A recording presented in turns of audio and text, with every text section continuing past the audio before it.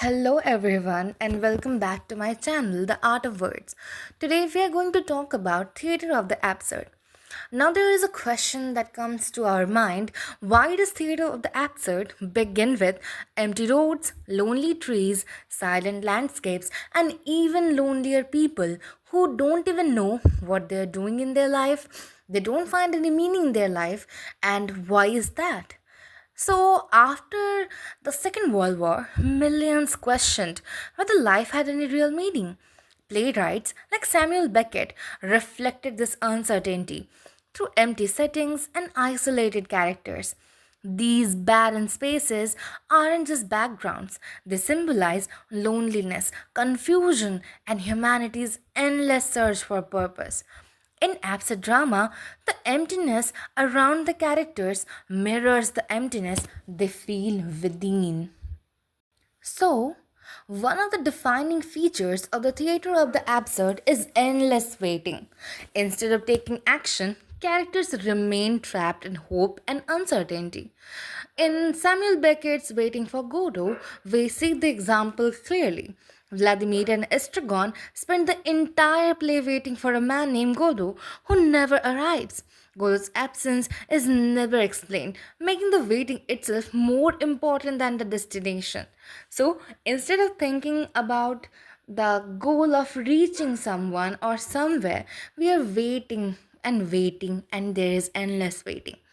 Beckett uses this endless waiting as a metaphor for the human search for meaning, purpose, and the certainty in an unpredictable world. The play suggests that life often consists not of answers, but of waiting, questioning, and continuing despite uncertainty. Do you think Godot represents God, hope, or simply the meaning of life? So, share your interpretations in the comments. And now we go on forward. So, have you noticed that in the theater of the absurd, time almost stands still? Unlike traditional dramas where events move toward a smooth and clear ending, absurd plays trap characters in repetitive routines. In Waiting for Godot, each day feels almost the same as the another. Yesterday, today, tomorrow seem to merge into an endless cycle, a repetitive life cycle. This repetition creates a powerful sense of stagnation and hopelessness, reflecting the existential belief that life often lacks clear progress or purpose. Beckett uses repetitive time to make the audience experience the same uncertainty and frustration as his characters. So tell me, if every day felt exactly the same, would you still feel that life has a meaning? Let me know in the comments. Okay, so continuing, have you ever had a conversation where you spoke a lot, but nothing was truly understood?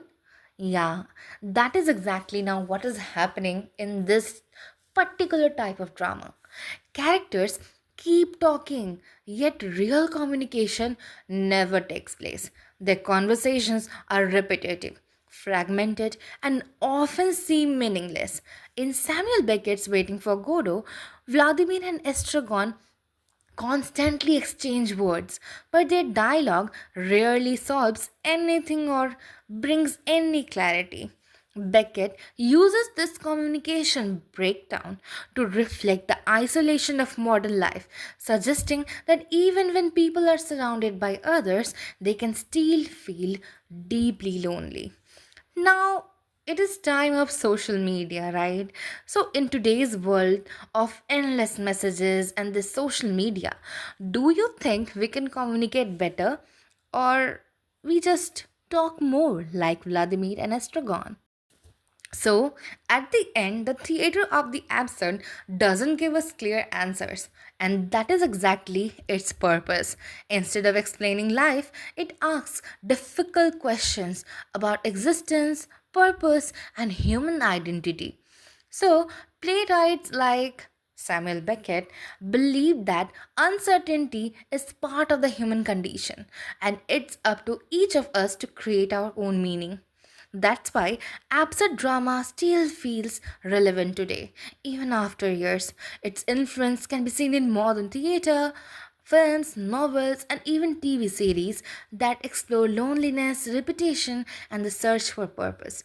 The theatre of the absurd isn't just a literary movement, it's a mirror reflecting the questions we all face. So, if life doesn't come with ready made answers, how do you find your own meaning?